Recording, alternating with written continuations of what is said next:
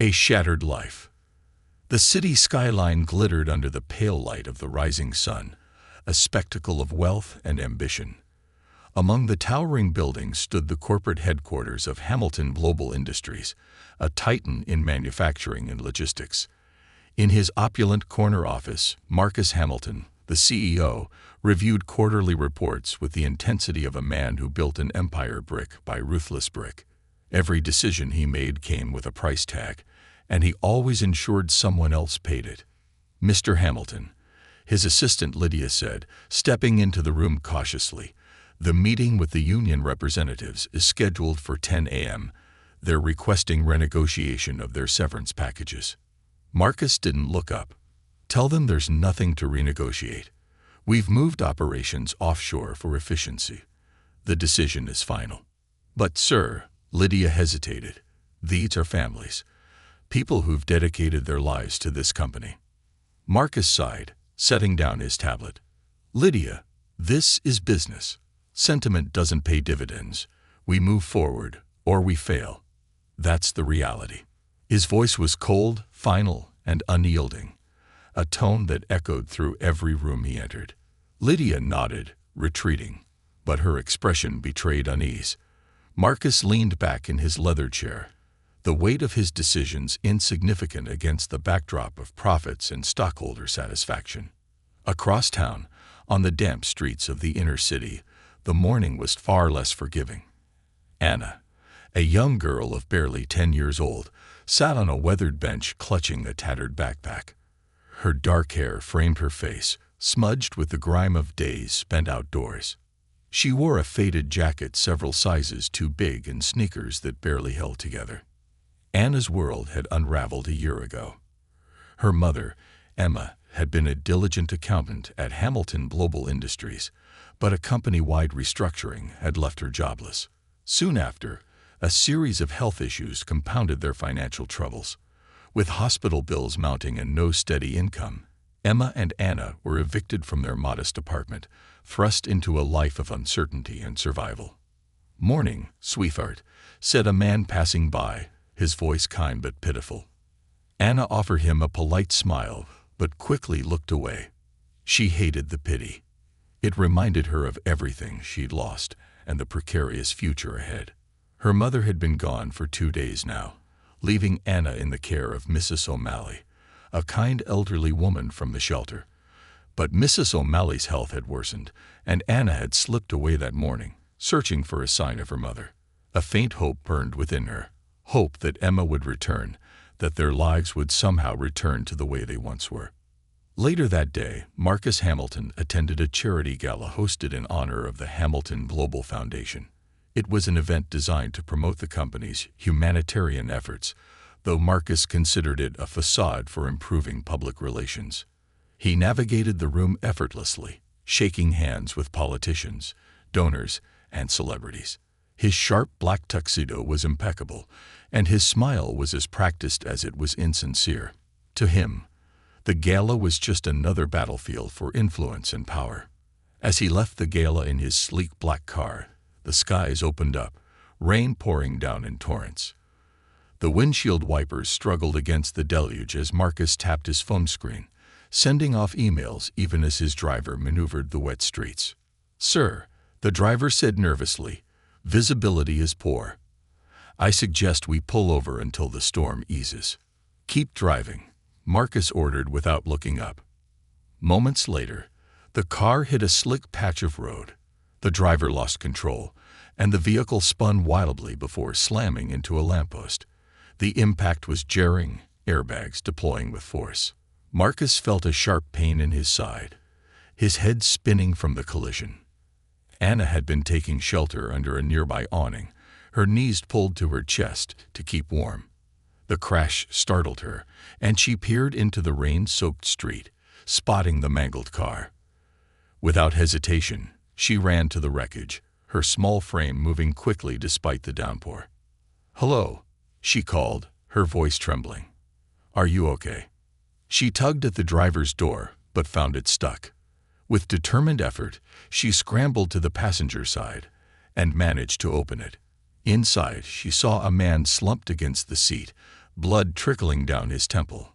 "Mister, wake up," Anna cried, shaking his arm. His eyes fluttered open, dazed and confused. "What happened?" Marcus muttered, his voice weak. "You crashed. You're hurt," Anna said, her voice steady despite her fear. "Can you move?" Marcus groaned, trying to sit upright. Pain shot through his ribs, and he winced. I'm fine," he said, though his pale face suggested otherwise. Anna helped him out of the car, supporting him as best she could. She led him to the safety of the awning where she had been hiding moments before. Marcus leaned against the wall, breathing heavily. "Why did you help me?" he asked, his voice strained. Anna looked at him with wide, solemn eyes. "Because you needed help," she said simply. For the first time in years, Marcus found himself speechless. There was no agenda, no ulterior motive in her words, just pure, unselfish kindness. As the rain poured around them, Marcus looked at the small girl before him, her clothes wet and tattered, her face smeared with dirt. He wondered who she was and why a child like her was alone in a city like this.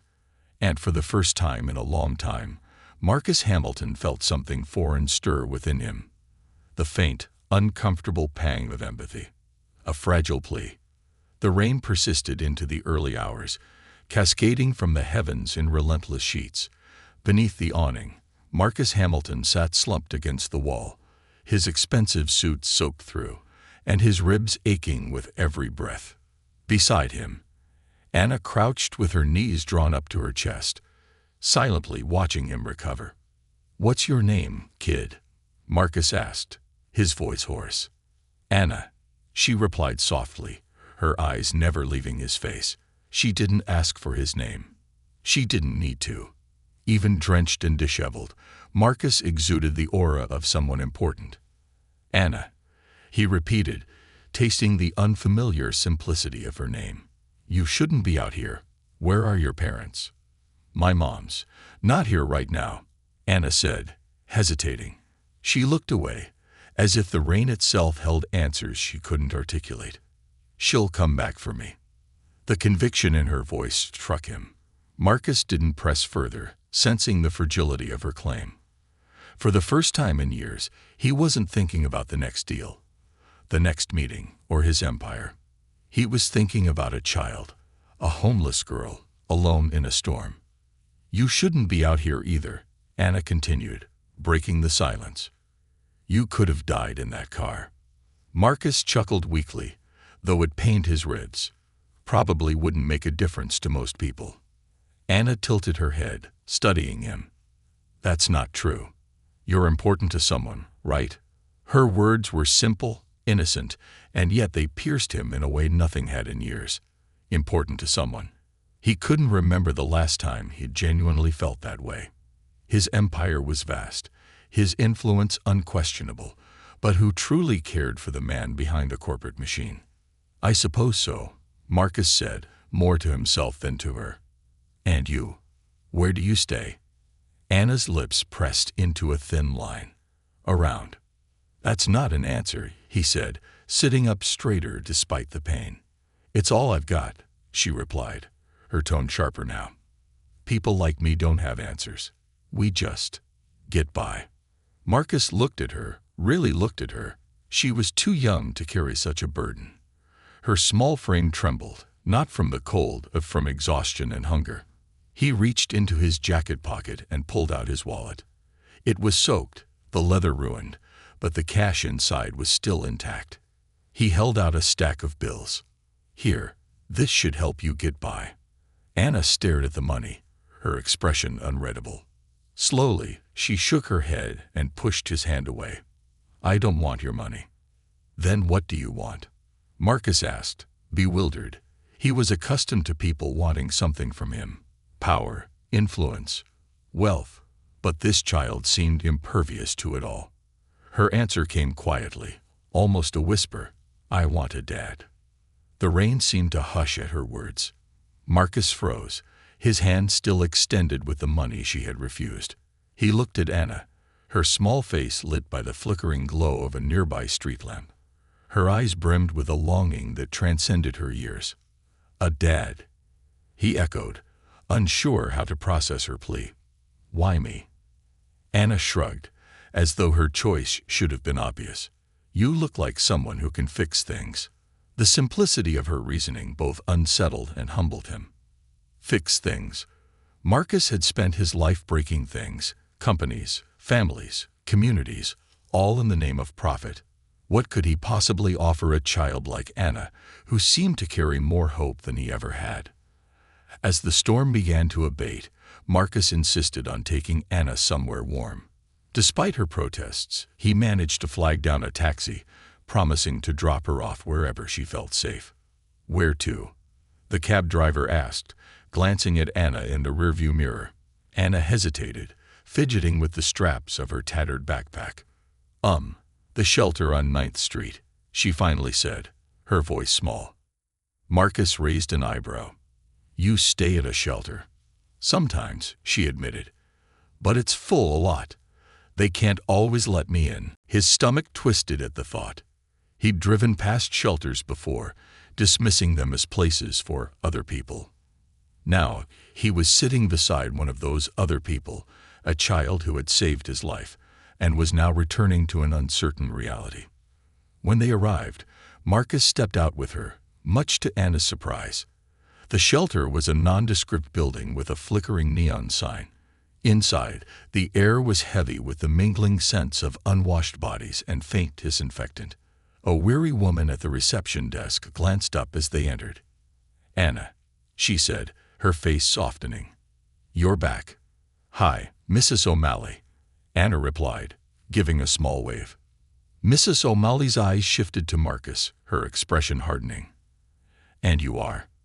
"Marcus Hamilton," he said, extending a hand. "Anna helped me earlier tonight.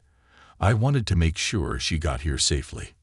Mrs. O'Malley ignored his hand, her gaze scrutinizing him. "I've seen your name in the news. Big shot CEO, right? What's a man like you doing with a kid like Anna?"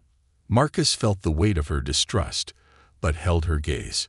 "She saved my life tonight. I wanted to return the favor." Mrs. O'Malley snorted. "Rich people don't do favors. They do damage control." The accusation stung, but Marcus couldn't deny its truth. He had spent his career exploiting the vulnerabilities of others. Now, standing in the shelter, he felt exposed in a way he never had in his boardrooms. "Where's her mother?" he asked, deflecting the conversation. Mrs. O'Malley sighed. "Emma's been missing for days. She said she had a lead on a job, but she hasn't come back." Marcus's chest tightened. A lead on a job. His own company had recently terminated dozens of positions, and he knew the ripple effect of those layoffs extended far beyond his spreadsheets. Was Emma one of the casualties of his decisions? "I'd like to help," he said finally, surprising himself. "If there's anything I can do."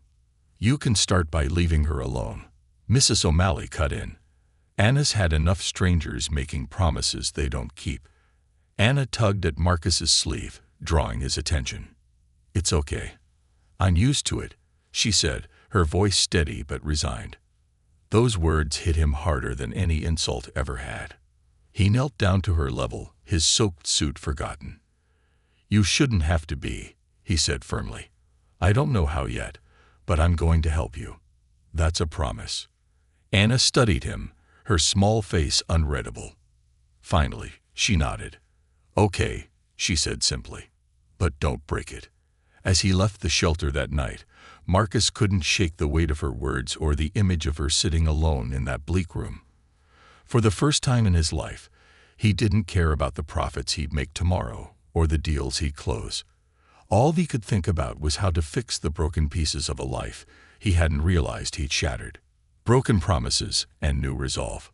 The next morning, Marcus sat in his sprawling office on the 40th floor of Hamilton Global Industries, staring out at the city skyline. The rain had cleared, leaving a crystalline shimmer over the buildings, but his mind was clouded. He'd been unable to sleep, haunted by Anna's words, and the cold, hollow look in her eyes when she spoke of being used to broken promises. A knock on the door broke his reverie. "Come in," he said curtly. Lydia stepped inside, clutching a tablet. "The quarterly earnings call is in an hour, sir. We've also received a formal complaint from the union about the severance packages." Marcus waved her off. "I'll handle the call. Ignore the union complaint for now." "Yes, sir," Lydia said, though her voice carried a hint of hesitation. "Also, you're 9 o'clock with the Morrison acquisition team." "Cancel it," Marcus interrupted, his tone sharper than intended. Lydia blinked, startled. Marcus Hamilton never canceled meetings, let alone one as significant as the Morrison deal. "Is everything all right, sir?" Marcus hesitated, unaccustomed to justifying his actions. Finally, he said, "I have something more important to deal with." Lydia nodded, though her puzzled expression lingered as she left the room. Marcus had spent his career perfecting the art of compartmentalization. Emotions were liabilities, distractions to be managed and minimized. Yet here he was, poring over employee records, searching for any trace of Anna's mother. The name Emma Carter surfaced in a termination report from 3 months prior. She had worked in the accounting department at Hamilton Global Industries for nearly 4 years. Her file showed consistent praise for her diligence and reliability, but it ended abruptly with a single line: "Terminated due to budget cuts." Marcus clenched his jaw. He vaguely recalled signing off on a wave of layoffs in the finance department earlier that quarter, a decision presented to him as a necessary cost-cutting measure. At the time, he hadn't given it a second thought. Now, it felt like a dagger in his chest. He scrolled further, finding an internal memo about Emma's attempts to appeal her termination. She had written several letters to Human Resources, pleading for reconsideration, citing her need to care for her daughter. Each letter had been flagged as resolved without follow-up. The more Marcus read, the angrier he became, not at the system, but at himself. He had created the very machine that crushed people like Emma Carter. He had championed efficiency over empathy, profits over people. Later that afternoon, Marcus drove to the shelter on 9th Street. He wasn't accustomed to navigating the city's less glamorous neighborhoods, and the sight of dilapidated buildings and graffiti-covered walls felt like a foreign world. When he arrived, Anna was outside, sitting on the curb with her tattered backpack. She looked up as his sleek black car pulled to a stop. "Mr. Marcus?" she asked, her voice laced with curiosity. He stepped out, feeling oddly self-conscious under her gaze. "I wanted to check on you," he said. Anna tilted her head, her expression skeptical. "Why?" "Because I promised I would," he replied firmly. Anna studied him for a moment, then nodded as if accepting his explanation. "Mrs. O'Malley said you wouldn't come back." "Mrs. O'Malley was wrong," Marcus said, kneeling to her level. "Anna, I found out some things about your mom. She worked for my company." Anna's eyes widened. "You knew my mom?" "No," Marcus admitted, "but I should have. She was let go a few months ago when we had layoffs. I think," he hesitated, unsure how much to reveal, "I think she might have gotten caught up in a bad situation. But I'm going to fix it. I'm going to find her." "Really?" Anna's voice was filled with hope, but it was cautious, as if she couldn't fully trust it yet. "Really," Marcus said, his voice steady, "but I need your help. Do you know anything about where she might have gone? Did she say anything before she left?" Anna's face scrunched in concentration. "She said she found a job, but she didn't say where. She just told me to wait and be brave." Marcus's heart ached at the thought of Emma leaving her daughter behind, forced by circumstances to make impossible choices. He nodded. "Okay, that's a start." The next few days were a blur of activity. Marcus diverted his energy from corporate deals to tracking down leads on Emma Carter. He pulled strings, called in favors, and hired private investigators. Each piece of information painted a clearer picture of a woman struggling against impossible odds: eviction notices, unpaid medical bills, and a trail of temporary jobs that had led nowhere stable. One lead took him to a small bakery on the outskirts of the city. Emma had worked there briefly before disappearing. The owner, a kind woman named Marie, remembered her well. She was a hard worker, Marie said. Always polite, always on time. But she wasn't well. She looked tired, like she hadn't eaten properly in days. She left one day and didn't come back. I was worried about her. Did she say anything about where she was going? Marcus asked. Marie shook her head. Only that she had to make things right. She mentioned someone named Anna. I assume that's her daughter. Marcus nodded, his chest tightening. Yes, it is. That evening, Marcus returned to the shelter to find Anna waiting for him by the entrance. She had a sketchbook in her lap, filled with drawings of her mother. Did you find her? Anna asked, her voice small but hopeful. Not yet, Marcus admitted, kneeling beside her. But I found people who knew her. We're getting closer. Anna nodded, her faith in him unshaken. She handed him the sketchbook. Here. These are her favorite places. Maybe they'll help.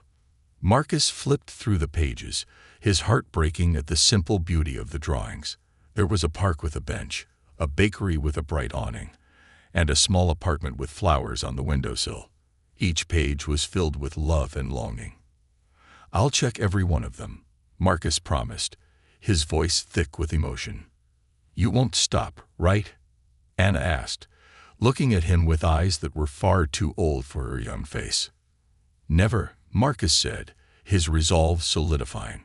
We'll bring her home, Anna. I swear it.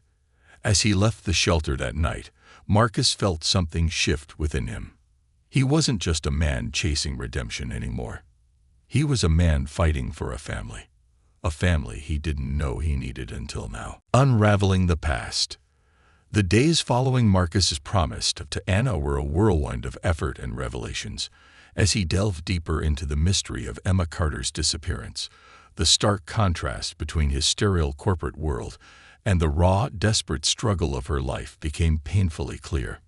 Marcus's assistant, Lydia, had been tasked with organizing his findings into a timeline. She was skeptical at first, unsure why her boss, known for his relentless focus on profits, was suddenly consumed by the plight of a single employee. But as she pieced together Emma's story, even Lydia began to feel the weight of the injustice. Sir, Lydia said one morning, stepping into Marcus's office with a thick binder in hand, I've compiled everything we know about Emma Carter. There's something strange about her termination. Marcus looked up from his desk, his expression sharp. Strange how? Lydia placed the binder in front of him and flipped to a flagged section. Emma wasn't just laid off due to budget cuts. Her termination was expedited by a directive from David Prescott, the head of accounting. He cited a discrepancy in her records, but there's no evidence she did anything wrong. Marcus frowned, leaning forward. Prescott. He's been with the company for over a decade. Are you saying he framed her? It looks that way, Lydia said hesitantly. I also found an internal memo from Emma requesting a formal review of her termination. It was denied without explanation. Marcus's jaw tightened. This wasn't the first time he'd heard whispers of corruption in his company, but he had always dismissed them, trusting his executives to handle operations. Now he realized that trust had been misplaced. Determined to confront the issue head-on, Marcus summoned David Prescott to his office. The man entered with a smug smile, his tailored suit and polished demeanor exuding confidence. Marcus, Prescott said, extending a hand. What can I do for you? Marcus ignored the gesture, gesturing to the chair across from his desk. Sit. Prescott's smile faltered slightly, but he complied. Is something wrong? Marcus didn't waste time. I've been reviewing the circumstances surrounding Emma Carter's termination. It appears there was a discrepancy in her records that led to her dismissal. Care to explain? Prescott's expression hardened, though he tried to maintain his composure. Emma Carter was involved in some questionable accounting practices. I had to act quickly to protect the company. Marcus leaned back in his chair, his gaze piercing. Funny. I've reviewed those records, and I see no evidence of wrongdoing on her part.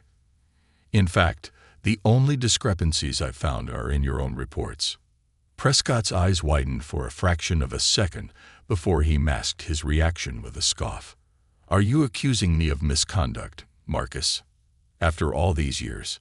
"I'm not accusing you," Marcus said coldly. "I'm stating a fact. You used Emma as a scapegoat to cover up your own failures. You ruined her life to protect your reputation." Prescott leaned forward, his tone turning defensive. "Do you have any idea how many times I've cleaned up your messes, Marcus? All those layoffs, those cost-cutting measures, they came with consequences. I did what I had to do to keep this company afloat." Marcus's voice was icy.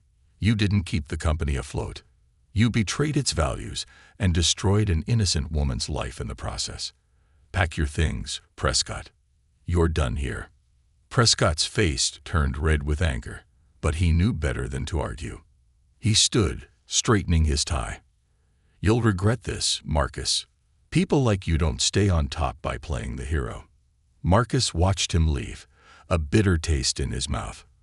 For years, he had built his empire on the backs of people like Emma, and now the rot in his foundation was finally surfacing.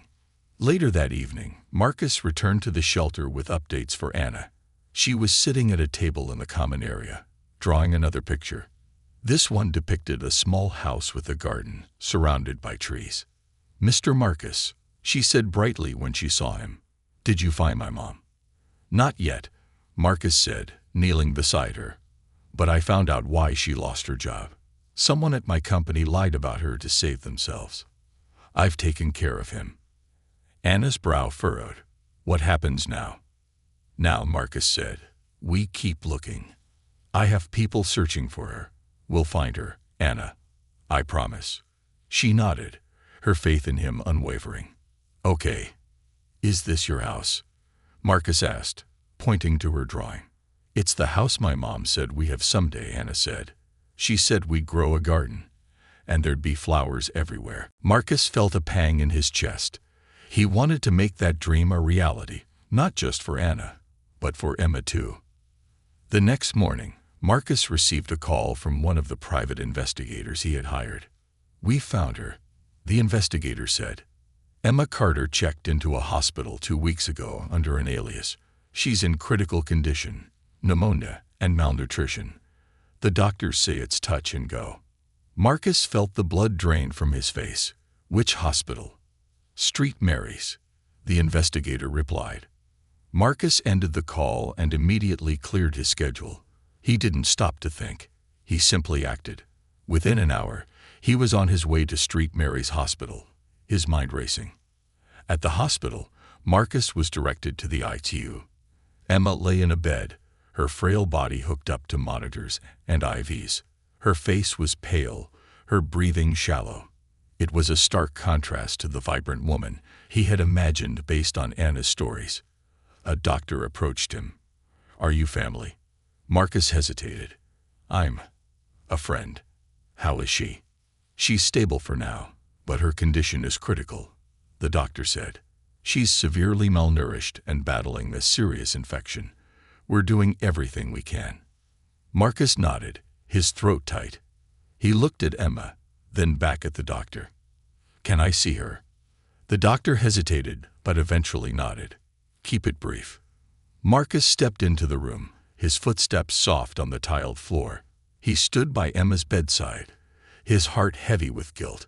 This was the cost of his decisions, a mother fighting for her life, a child left alone to fend for herself. "I'm sorry," Marcus whispered, his voice thick with emotion. "I'm so sorry." Emma didn't stir, but Marcus hoped that, somehow, she could hear him. He reached out and gently took her hand, his resolve hardening. He would make this right. For Emma, for Anna, for the countless others his actions had affected. As he left the hospital, Marcus called Lydia. "I need you to prepare a press release," he said. "We're launching an internal audit and restructuring, effective immediately." "Sir." Lydia's voice was filled with surprise. "What about the board? The shareholders?" Let them come for me, Marcus said, his voice firm. I'm done running a company that profits off people's pain. Hanging up, Marcus looked out at the city. For the first time, he saw more than buildings and numbers. He saw lives, fragile, interconnected, and worth fighting for. Redemption and resistance. The pale morning light filtered through the floor-to-ceiling windows of Marcus's office, casting long shadows over the piles of documents scattered across his desk. The usual calm order of the space had given way to organized chaos, a reflection of the transformation brewing within Marcus Hamilton himself.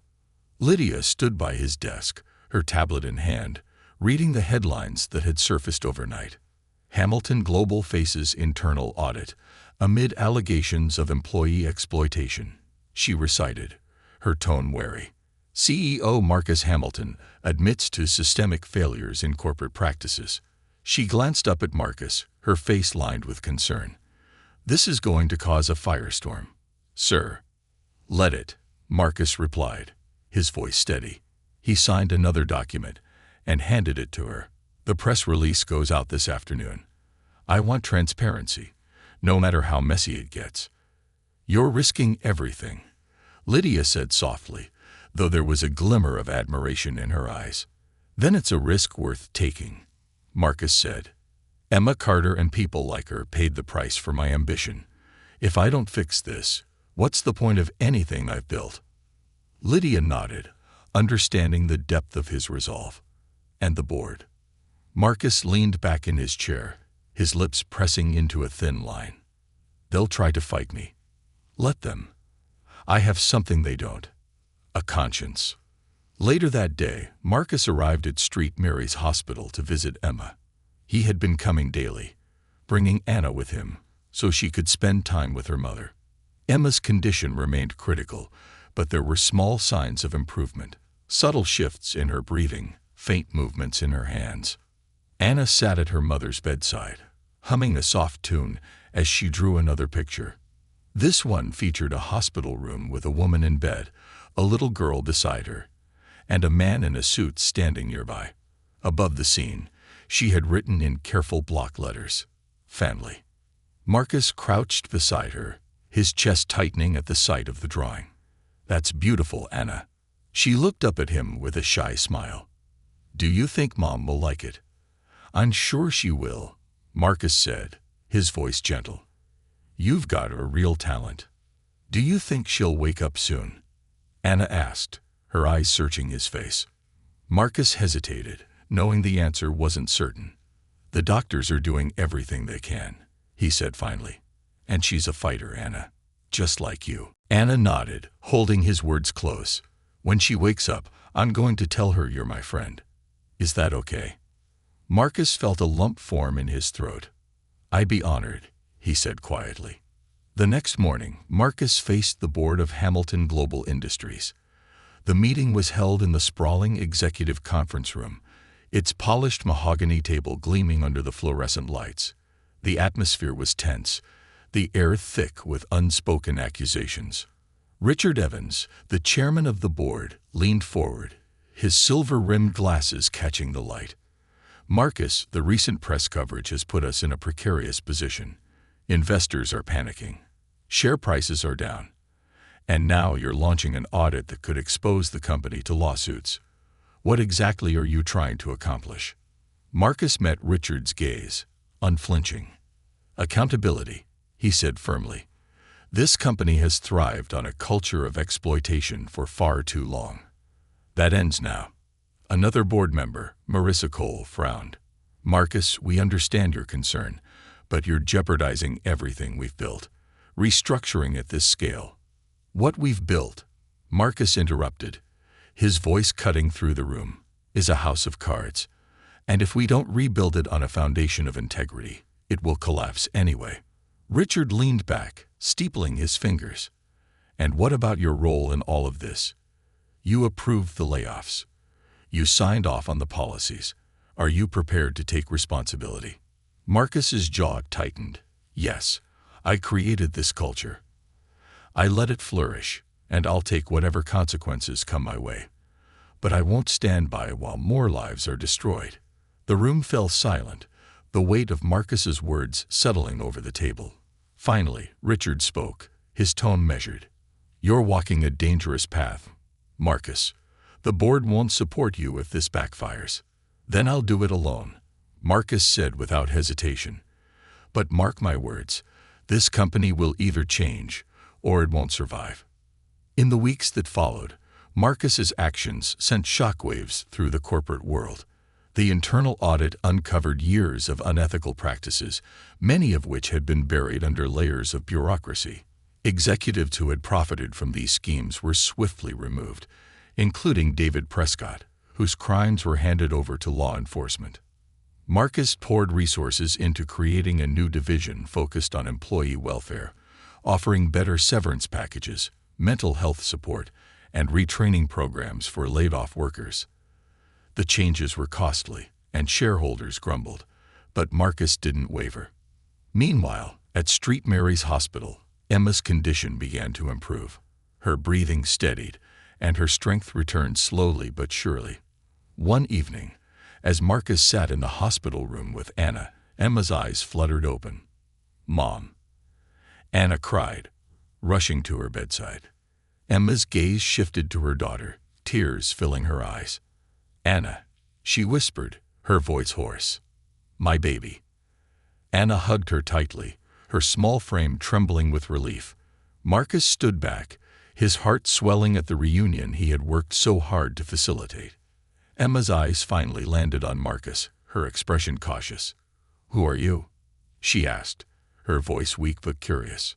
Marcus stepped forward, his tone humble. "I'm Marcus Hamilton. Anna helped me when I needed it, and I wanted to help her find you." Emma's brow furrowed, recognition dawning in her tired eyes. "Hamilton, you're the CEO. The one, whoa." "I know," Marcus said quickly, his voice laced with regret. "I failed you, Emma. I failed a lot of people, but I'm trying to make it right. For you, for Anna, for everyone I've hurt." Emma stared at him for a long moment, her expression unreadable. Finally, she nodded, a small gesture of acknowledgement. "Thank you," she said softly. The days turned into weeks, and Emma continued to recover. Marcus ensured she received the best care possible, covering all her medical expenses. He also arranged for her to move into a new apartment with Anna, one that came with a small garden, just as Anna had dreamed. One evening, as Marcus helped Anna plant flowers in the garden, Emma watched from the porch, her heart full of gratitude and wonder. The man who had once represented everything she despised about corporate greed had become a pillar of support for her and her daughter. "You're good at this," Anna said, patting the soil around a daisy. Marcus chuckled. First time for everything. As the sun set, casting a golden glow over the small house, Marcus looked at Anna and Emma and felt something he hadn't felt in years. Peace. For the first time, he understood that true success wasn't measured in profits or power, but in the lives he could uplift and the hearts he could heal. A new foundation. The soft glow of the setting sun illuminated the garden, casting long shadows over the vibrant flowers Anna had carefully planted.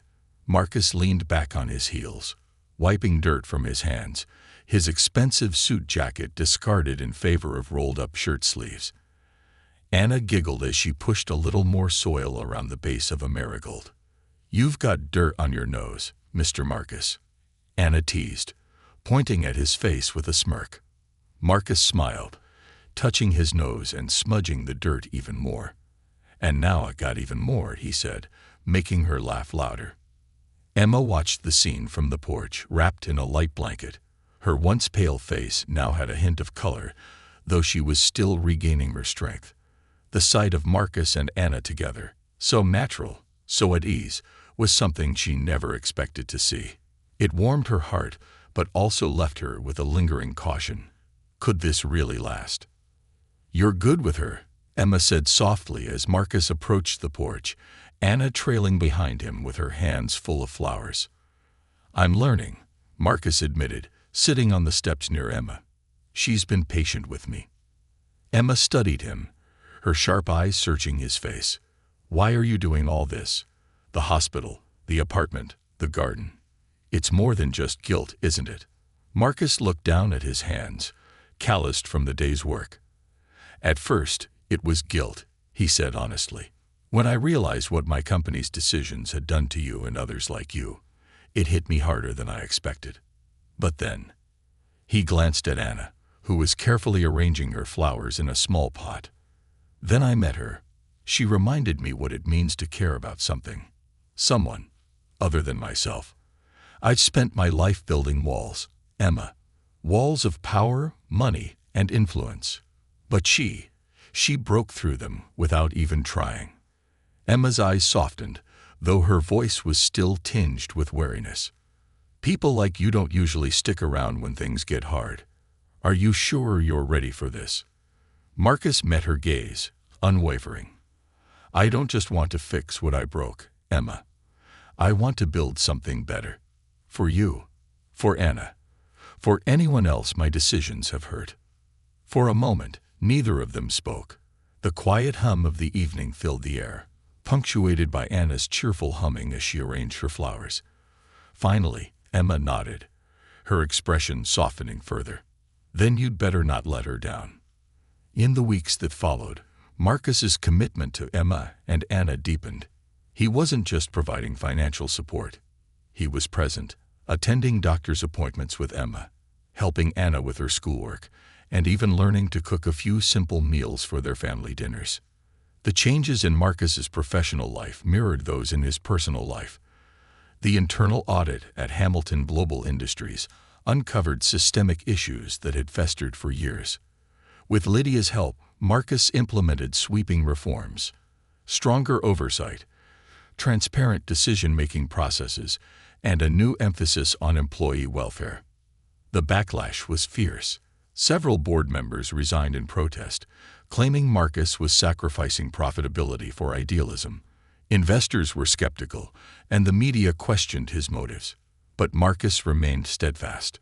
One evening, as he worked late in his office, Lydia entered with a stack of reports. The numbers are improving, she said, setting the documents on his desk. Morale is up, and productivity has started to recover. Marcus smiled, a rare look of genuine satisfaction on his face. Good. Let's keep it going. Lydia hesitated, then added, You've surprised a lot of people, Marcus, including me. He looked up at her, his expression serious. Sometimes it takes losing everything, or almost losing it, to realize what really matters. As autumn approached, Marcus organized a company-wide event at one of the community centers his foundation had recently funded. Employees, former workers, and their families were invited to participate in workshops, job fairs, and family activities. Emma, now fully recovered, attended with Anna. She marveled at the changes in Marcus, not just in his actions but in his demeanor. He was no longer the cold, detached CEO she had read about in news articles. He was approachable, even kind. During the event, Marcus took the stage to address the crowd. His voice carried the weight of someone who had faced his demons and come out stronger. For years, I measured success in numbers, he began. Revenue, growth, market share. But those numbers never told the full story. They didn't show the lives impacted by our decisions, the sacrifices made, the families affected. He paused, his gaze sweeping across the room. I'm here today because I want to do better. I want us to do better. Together, we can build a company and a community that values people as much as profits. The applause that followed was genuine, a sign that his words had resonated. Later that evening, as the event wound down, Marcus found himself sitting on a park bench with Anna and Emma. Anna was fast asleep, her head resting on Marcus's lap, her arms clutching the small stuffed bear. You've come a long way, Emma said, her voice quiet but warm. So have you, Marcus replied. He looked down at Anna, a soft smile tugging at his lips. She's incredible, you know. Stronger than most adults I know. She gets that from her dad, Emma said, her voice tinged with sadness. "He left when she was just a baby. I always worried she'd feel incomplete." "She's not incomplete," Marcus said firmly. "She's extraordinary. And so are you." Emma turned to him, her eyes glistening.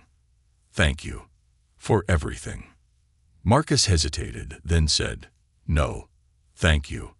For letting me be part of your lives." For the first time in years, Marcus felt whole. He had found a purpose beyond himself, a family, a reason to keep moving forward. And as he looked at Emma and Anna, he knew he would do whatever it took to protect them, to honor the trust they had placed in him.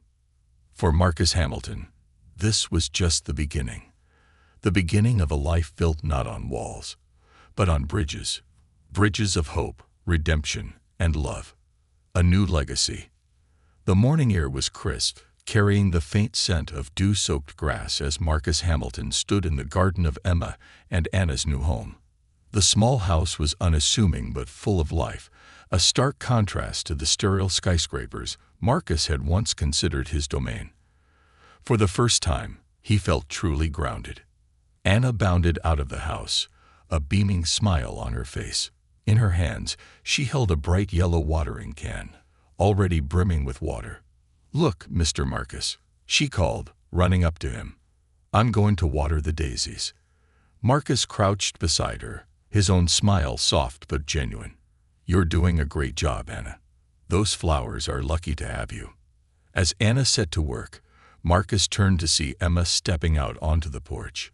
She leaned against the doorframe, her arms crossed and a faint smile playing on her lips. The glow of recovery still lingered in her cheeks, though the weight of her struggles hadn't fully lifted. "She's so happy," Emma said quietly, her eyes following Anna. "For the first time in a long time, she's just a kid." Marcus nodded, his gaze lingering on Anna as she sang softly to the flowers. "She deserves it. You both do." Emma stepped down from the porch and joined him. "And what about you, Marcus? What do you deserve?" The question caught him off guard. He looked at her, searching for the right words. "I don't know," he admitted. "But for the first time in my life, I'm not thinking about what I deserve. I'm thinking about what I can give." The changes at Hamilton Global Industries were gaining traction. Marcus had implemented a new program called Bridges to Tomorrow, offering education, job placement, and support services to employees and their families. It was a bold move that had cost the company millions in the short term, but Marcus didn't flinch. He saw it as an investment in something far more valuable than profit: trust. "Sir," Lydia said one afternoon as she entered his office, "you're going to want to see this." She handed him a newspaper. On the front page was a headline that read, "A Titan Transformed: How Marcus Hamilton is Redefining Corporate Responsibility." Beneath it was a photo of Marcus at the recent community event, sitting on the floor with Anna and other children, helping them paint murals. Marcus skimmed the article, his face unreadable. When he looked up, Lydia was watching him with a mixture of pride and curiosity. "I didn't think you cared about the headlines," she said. "I don't," Marcus replied, setting the paper aside. "But if this inspires even one company to follow our lead, it's worth it." Lydia hesitated, then smiled. "You know, the board didn't think you'd last 6 months when you started these changes. Now they're calling you a visionary." Marcus chuckled softly. Funny how that works. One weekend, Marcus took Anna to the park for a surprise. As they walked along the path lined with tall oak trees, Anna looked up at him with wide, curious eyes. "Where are we going?" she asked, clutching his hand. "You'll see," Marcus replied, a playful smile on his lips. "It's something special." When they reached the clearing, Anna gasped. Before her stood a newly built playground, complete with swings, slides, and a climbing wall. But what caught her attention was the plaque at the entrance, which read, "The Anna Carter Playground, a place for hope." "This is for me," Anna whispered, her voice filled with wonder. Marcus knelt beside her. "It's for you, and for every kid who needs a place to feel safe and happy, just like you told me, Anna." Everyone deserves a chance to smile. Anna flung her arms around his neck, squeezing him tightly. "Thank you, Mr. Marcus," she said, her voice muffled against his shoulder. "Go on," he said, ruffling her hair. "Go play." As Anna ran off to explore the playground, Marcus stood and found Emma walking toward him. She had tears in her eyes as she stopped beside him. "You didn't have to do this," she said softly. "I wanted to," Marcus replied. "She's taught me more about hope and resilience than I ever thought possible. This is just a small way to honor that." Emma looked at him, her expression unreadable. "You've changed, Marcus. The man I read about in those headlines. The ruthless CEO who cared about nothing but money. I don't see him anymore." Marcus met her gaze, his voice steady. "That man was lost. Anna and you. You gave me a reason to find my way back." Months passed, and Marcus's life continued to intertwine with Emma and Anna's. The once distant CEO had become a fixture in their lives, attending school events, cooking Sunday dinners, and even learning to fix the leaky faucet in their kitchen. One evening, as they sat around the dining table, Anna looked up from her plate and said, "Mr. Marcus, can I ask you something?" "Of course," Marcus said, setting down his fork. "Can you be my dad? For real?" Anna's voice was soft, but her eyes were full of hope. The room fell silent. Marcus glanced at Emma, whose expression was a mixture of surprise and emotion. He turned back to Anna, his heart pounding. "Anna," he began, his voice trembling slightly, "I would be honored to be your dad, if that's what you and your mom want." Anna's face lit up with joy as she leaped from her chair and hugged him tightly. Emma watched the scene, tears streaming down her face. She reached out and placed a hand on Marcus's shoulder. "Welcome to the family," she said softly. The following year, Marcus officially adopted Anna. The ceremony was small and intimate, held in the garden of their home. As Marcus signed the papers, Anna stood beside him, beaming with pride. Afterward, Emma approached him, her eyes shining with gratitude. "You didn't just change our lives, Marcus," she said. "You saved them." Marcus shook his head. "You saved me, Emma. Both of you did." As they stood together in the garden, surrounded by friends and family, Marcus realized he had found something far more valuable than wealth or power. He had found love, purpose, and a legacy worth leaving behind. For the first time in his life, Marcus Hamilton felt whole. A full circle. The day of Anna's adoption had been one of celebration, laughter, and tears. For Marcus, it marked a turning point, not just in his relationship with Anna and Emma, but in a life he had spent rebuilding from the ground up. Yet, even as the joy of that moment lingered, Marcus knew his journey was far from over. The final confrontation. A week after the adoption, Marcus stood in the boardroom of Hamilton Global Industries for what he knew could be his last meeting as CEO. The board, fractured by his recent reforms, had called an emergency vote to determine his future. Richard Evans, the board chairman, sat at the head of the table, his expression grim. "Marcus, you've been transparent about your intentions, but these sweeping changes have come at a significant cost. The shareholders are restless, and many believe your approach is unsustainable." Marcus remained calm, his voice steady. "I understand their concerns, but sustainability isn't just about profit margins. It's about people. Our employees are the backbone of this company, and without them, we have nothing." One of the more conservative board members leaned forward, her tone sharp. "And what of our competitors? While you're investing in employee welfare, they're increasing their market share. Are you prepared to explain to our shareholders why their dividends are shrinking?" Marcus stood, his gaze sweeping the room. "Yes, I am. Because this company has to stand for more than just numbers on a balance sheet. If we want to succeed in the long term, we need to lead by example. Our new programs, education, job placement, mental health support, aren't expenses. They're investments. Investments in loyalty, productivity, and trust." He paused, his voice softening. "I've made mistakes. I've prioritized profits over people, and I've seen the damage that can cause. But I won't go back to being the man who looks the other way. If that means stepping down, so be it." The room fell silent, the weight of Marcus's words hanging heavy. Richard exchanged glances with the other board members before speaking. "Very well. Let's put it to a vote." An hour later, Marcus walked out of the boardroom with a renewed sense of purpose. The vote had been close, but he had won the board's support. His reforms would continue, and so would his leadership. As he stepped into the elevator, his phone buzzed with a text from Emma. "Dinner's at 7. Don't be late. Anna's making dessert." Marcus smiled, his heart swelling. He had faced the storm and come out stronger, not alone, but with a family by his side. A new chapter.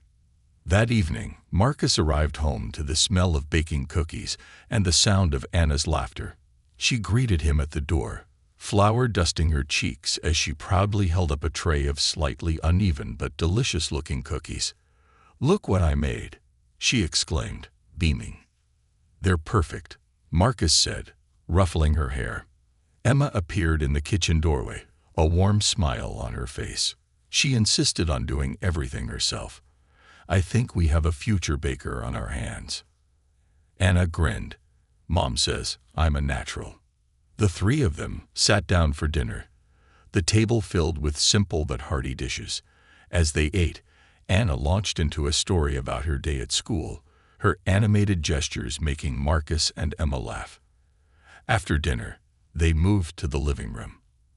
Anna curled up on the couch with a book while Marcus and Emma sat by the window, watching the stars. "She's thriving," Emma said softly, her eyes reflecting the starlight. "She is," Marcus agreed. "And so are you." Emma turned to him, her gaze tender. "And you, Marcus, are you thriving?" He smiled, reaching for her hand. "For the first time, I think I am."